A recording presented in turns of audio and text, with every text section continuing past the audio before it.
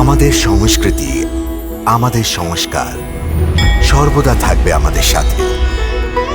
ভারতের মহান গ্রন্থ আর কাব্যের সম্পূর্ণ সংকলন। সাবস্ক্রাইব করুন তিলক। লক্ষণ, আগুনের ব্যবস্থা করতে হবে। আগুনের ব্যবস্থা কেন? সীতাকে আগুন পেরিয়ে আমার কাছে আসতে হবে। তো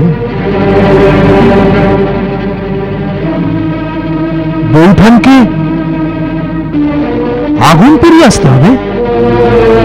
হ্যাঁ, মা মা সীতাকেও?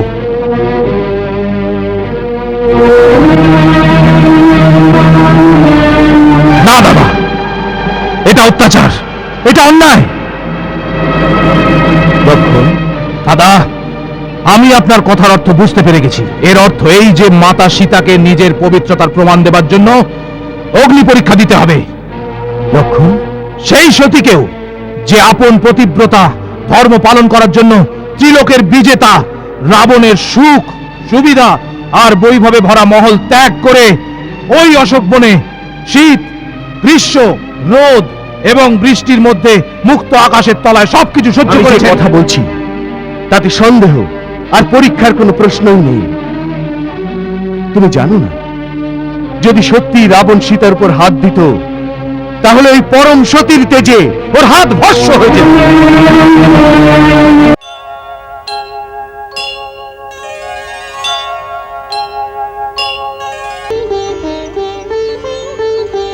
হনুমান, কেমন আছে সীতা? প্রভু, আপনি জিজ্ঞাসা করছেন কেমন আছেন মাতা? এর থেকে ভালো হতো যদি আপনি জিজ্ঞেস করতেন যে এখনো বৈরীর বেশ ধারণ করে আছেন। বানে বিদ্ধ হয়ে যেমন হরিণী ছটফট করে, জল ছাড়া যেমন মাছ ব্যাকুল হয়ে পড়ে, সেই রকমই মাতা আপন প্রাণনাথের দর্শনের জন্য ব্যাকুল হয়ে পড়েছেন। এখন বলুন তো প্রভু, মাতাকে আনার জন্য বিলম্ব কি কারণে করছেন? আর বিলম্ব হবে না হনুমান। তাহলে আমি ঝড়ের গতিতে গিয়ে মাতাকে নিয়ে আসছি। না হনুমান, এত চঞ্চল, এত অস্থির হওয়া উচিত হবে না। মহারাজ বিভীষণ, আজ্ঞা দিন রঘুনন্দন। সীতাকে আনার উপযুক্ত ব্যবস্থা করুন। হনুমান আর যুবরাজ অঙ্গদের সাথে ওকে অশোক বন থেকে মুক্ত করে পাঠিয়ে দিন। যথাজ্ঞা অযোধ্যানাথ। আসুন হনুমান। কেন বিলম্ব করো কিবা কারণ? সীতা জনক দুলালী, রঘুবর ব্যাকুল, লক্ষণ আকুল, চে পথ তোমারি।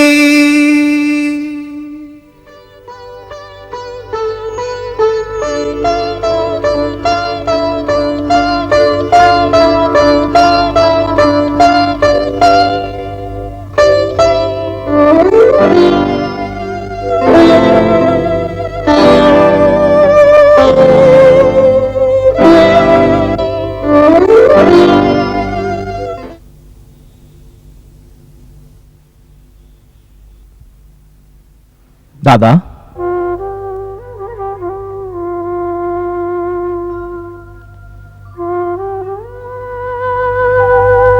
এত উদ্বিগ্ন হচ্ছেন কেন? বৌঠানের আসতে দেরি হচ্ছে বলে? কিন্তু আপনি আমাকে পাঠালেন না কেন বৌঠানকে আনতে? আপনি নগরে যেতে পারতেন না? কিন্তু আমি তো যেতে পারতাম।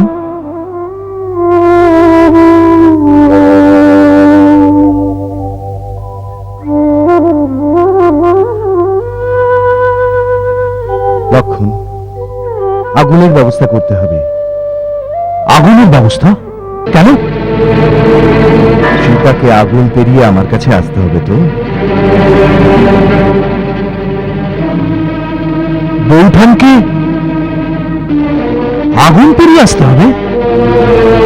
হ্যাঁ, মা মা সীতাকেও?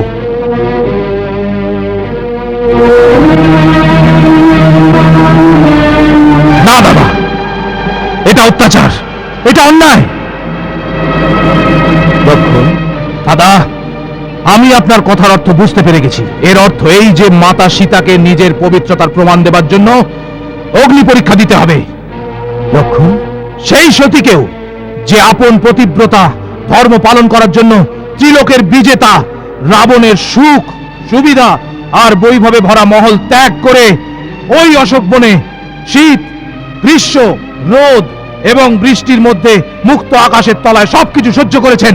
লক্ষণ, এক রাজার কন্যা আর এক চক্রবর্তী রাজার স্ত্রী হয়ে আপন পতির সাথে খালি পায়ে বনের মধ্যে ঘুরে ঘুরে বেরিয়েছেন। ওনার পুজো করার স্থানে ওনার পরীক্ষা। কি দোষে দাদা, কি দোষে? লক্ষণ, আমার কথা শোনো। না দাদা না, আমি এই বিষয়ে একটা কথাও শুনতে চাই না। অসহায় অবস্থায় একজন অবলা নারীকে কেউ বলপূর্বক ধরে নিয়ে গেল আর সে দোষী হয়ে গেল। দোষী তো আমি, কেননা ওনার কথায় ক্রুদ্ধ হয়ে আপনার আজ্ঞার বিরুদ্ধে ওনাকে ছেড়ে চলে গেছিলাম।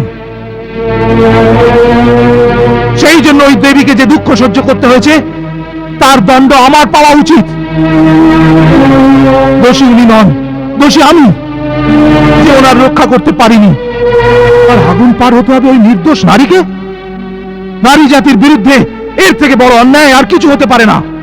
আর আপনি এই অন্যায় করছেন। তবে মনে রাখবেন, আমি বৌঠানকে আমার মা মনে করি, আর ওনার পুত্র হওয়ার জন্য আমি আপনার বিরুদ্ধেও যেতে পারি।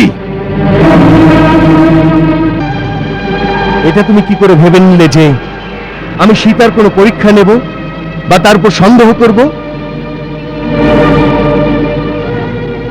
সীতা এক মুহূর্তের জন্য আমার হৃদয় থেকে দূরে চলে যায়নি, যাকে প্রত্যেক মুহূর্তে আমি আমার দিব্য চক্ষু দিয়ে দেখছিলাম। তার পবিত্রতা, তার সতীত্বের প্রমাণ অন্য কেউ দেবে আমাকে? লক্ষণ, কোন পুরুষের হৃদয় যদি কোনো নারীকে বিশ্বাস না করে, তাহলে অন্যের শত দেওয়া প্রমাণেও তার উপর বিশ্বাস আসে না। রাম আর সীতা আলাদা কোথায়? একই। আমি সীতার পরীক্ষা নিলে এর অর্থ হবে যে আমার নিজের উপরই বিশ্বাস নেই, আমার নিজের পরীক্ষা নিতে হবে। আমি যে কথা বলছি তাতে সন্দেহ আর পরীক্ষার কোনো প্রশ্নই নেই। তুমি জানো না, যদি সত্যি রাবণ সীতার উপর হাত দিত, তাহলে ওই পরম সতীর তেজে ওর হাত ভস্ম হয়ে যেত। এটা পরীক্ষা নয়, তাহলে আগুন পেরিয়ে আসতে হবে। এসব কেন? পাগল, অগ্নিদেবের কাছ থেকে আমার সীতাকে ফিরিয়ে নিতে হবে। এই জন্যই এই কাজ করা আবশ্যক। এই কাজ করা আবশ্যক, অগ্নিদেবের থেকে সীতাকে নিতে হবে। এটা কিরকম লীলা দাদা? এ কি গুরু রহস্য? আমাকে বলুন। তুমি শুনলে তবে না বলবো। তুমি তো নিজের দাদার বিরুদ্ধেই বিদ্রোহের জন্য তৈরি হচ্ছ। দাদা আমার দিব্যি, শীঘ্রই বলুন এটা কি রহস্য? শোনো লক্ষ্য, স্বর্ণমৃগয়া আসার আগে আমি জানতে পেরে গেছিলাম যে রাবণ সীতাকে হরণ করবে।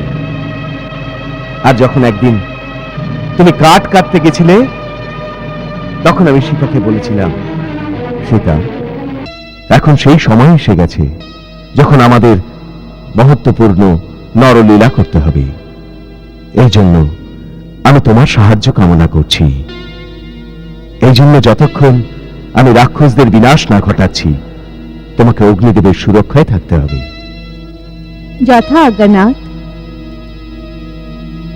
হে অগ্নিদেবতা, আমি আপনার শরণে আসতে চাই, আপনি আমায় সাহায্য করুন।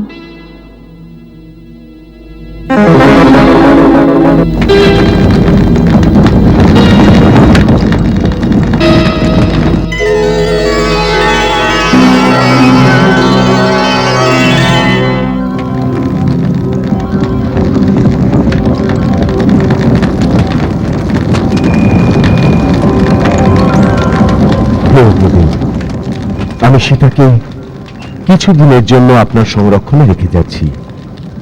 আপনি দেবীর রক্ষা করুন। এটা আমার সৌভাগ্য যে আপনি আমাকে এই সেবার সুযোগ দিয়েছেন। আসুন দেবী।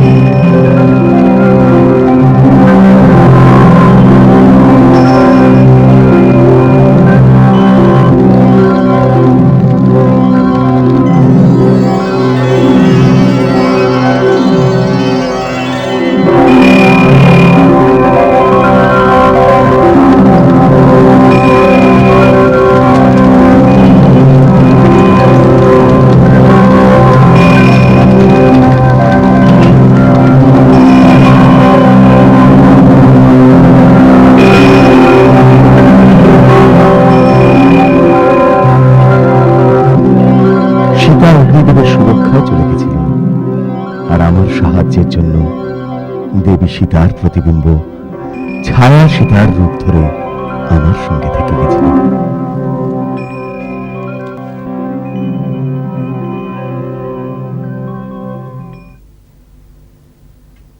এই জন্যই এই গোপন রহস্য এতদিন তুমি জানতে না।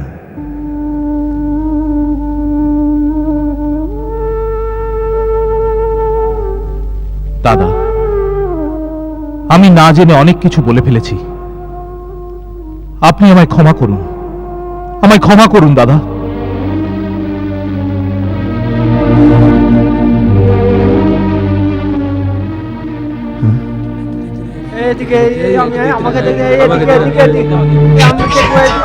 বৌঠান, লক্ষণ, লক্ষণ, সীতা এসে গেছে, সীতা এসে গেছে, এসে গেছে।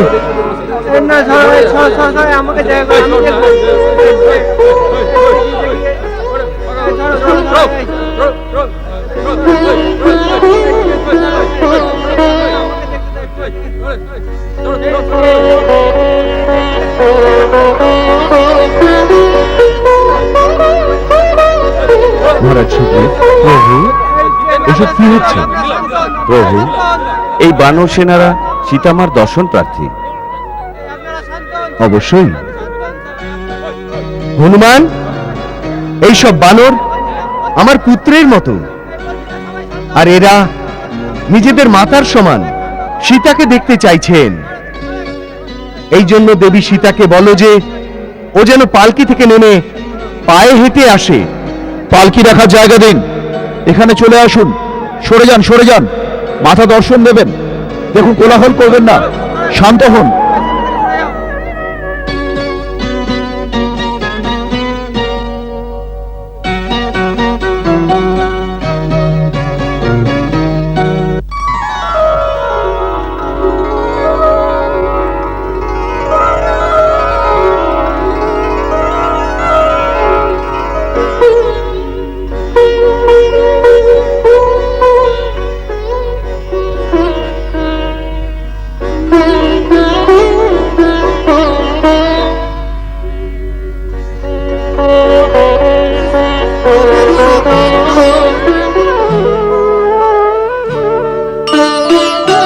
শুনি প্রভুর বচন, ভালুক কপি হরষে, বায়ু বহে সুগন্ধ পুষ্প বৃষ্টি বর্ষে।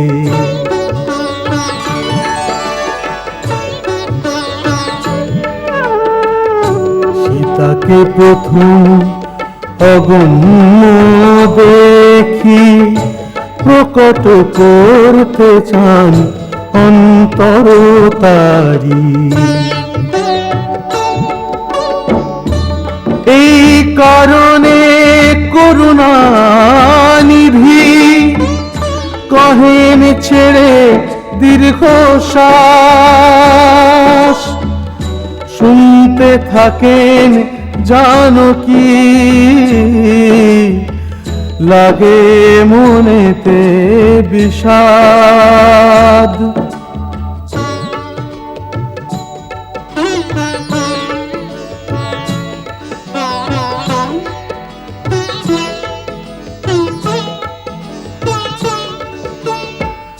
প্রভুর বচন শিরে ধরেন সীতা, বলেন মনের কথা হয় বিনীতা। লক্ষণ হে ধর্মেরি প্রতিভু, আগুন জ্বালাও তুমি যে শুধু। শুনে লক্ষণ সীতার বাণী, জেগে ওঠে বিবেকে বিরহী মন খানি। লোচন সজল হাত করে জোড়, প্রভু কাছে কিছু বলার শক্তি নেই মোর। দেখে রামের ইচ্ছা লক্ষণ যায়, পাবক প্রগতির কাষ্ঠ যোগায়।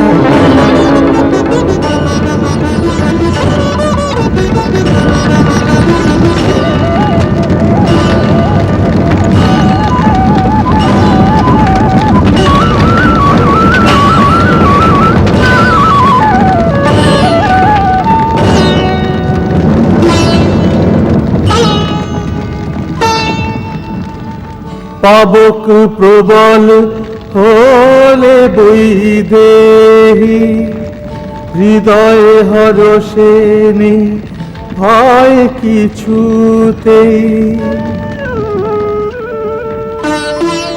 যদিও রাম কুবচনে মোরে দংশায়, তবু মোর রাম বিনা নাই উপায়। যে কৃষাণু সবার গতি জানেন, মোর কি হবে শ্রীখণ্ড পরিণাম। শ্রীখণ্ড সমপাবকে প্রবেশ করে সবে প্রভু মৈথিলী, জয় কৌশলেশ মহেশ বন্দিত চরণরতি অতি নির্মলী। পরাক্রমী সর্বভূপ কলঙ্ক মোচনে পাবক জ্বলে ওঠে। প্রভু চরিত রাখে এক নরসুর, সিদ্ধ মুনি দেখেন অপরকে। প্রভু চরিত রাখে এক নরসুর, সিদ্ধ মুনি দেখেন অপরকে।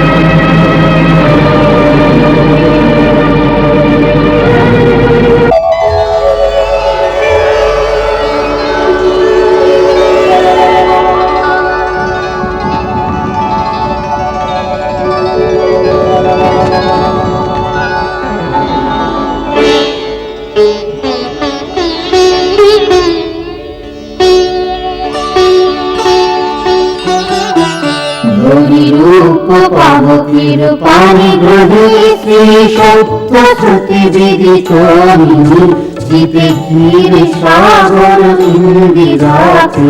রাম করে যে জয়নানি, রাম করে যে জয়নানি।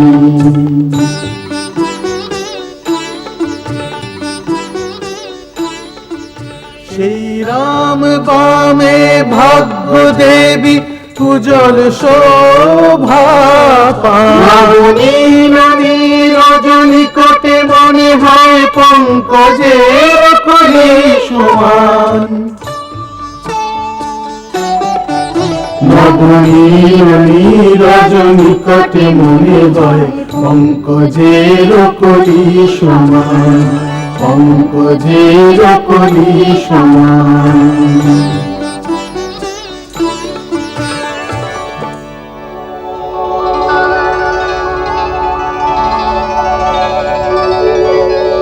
প্রণাম অগ্নিদেব।